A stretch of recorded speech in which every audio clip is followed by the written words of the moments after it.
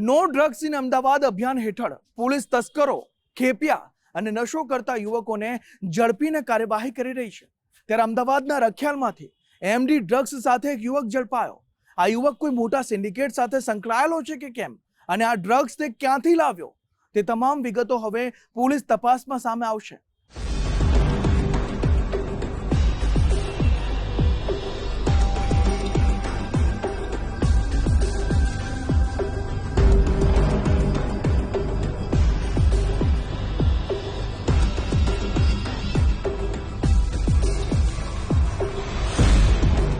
અમદાવાદના ગોમતીપુર, દાણી લીમડા, જુહાપુરા, અસારવા અને રખિયાલ સહિતના વિસ્તારોમાં એમડી ડ્રગ્સનું ચલણ વધ્યું છે।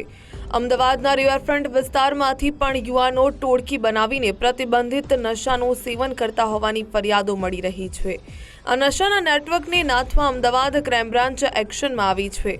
એક પાક્કી મળેલી બાતમીના આધારે રખિયાલની મોમિન મસ્જિદ પાસેના રહેણાંક વિસ્તારના એક ચોક્કસ મકાનમાં પોલીસે દરોડો પાડ્યો અને એક રહેણાંક મકાનમાંથી 92.5 ગ્રામ એમડી ડ્રગ્સના જથ્થા સાથે મોઇનુદ્દીન શેખની ધરપકડ કરવામાં આવી।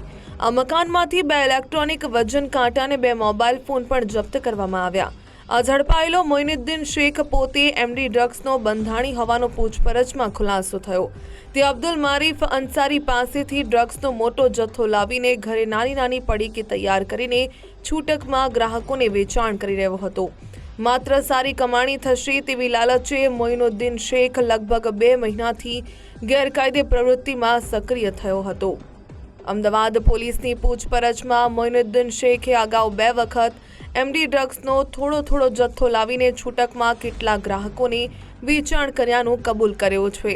આ નશાના બંધાણીઓની પણ પોલીસે તપાસ તેજ કરી છે।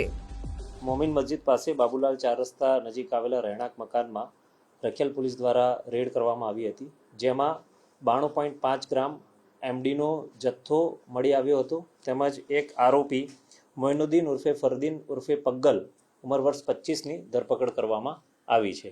આ ઉપરાંત રેડ દરમિયાન અમને રહેણાંક મકાનમાંથી 2 ડિજિટલ ઇલેક્ટ્રોનિક વજન કાંટા તેમજ ખાલી ઝીપલોક પાઉચ અને રોકડ 9,300 રૂપિયા, 2 મોબાઈલ ફોન પણ મળી આવ્યા છે। રખિયાલ પોલીસ અને અમદાવાદ ક્રાઇમ બ્રાન્ચના જવાનોએ અબ્દુલ મારીફ અંસારી અંગે વધુ વિગતો મેળવવા તપાસનો ધમધમાટ તેજ કર્યો છે।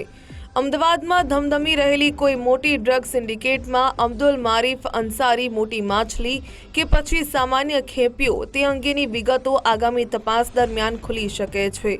રખિયાલની મોમિન મસ્જિદ પાસેના રહેણાંક વિસ્તારમાં યુવાનોમાં નશાના સેવનનું ચલણ વધતા કંટાળેલા સ્થાનિકોએ પોલીસને જાણ કરી હોવાની આશંકા છે।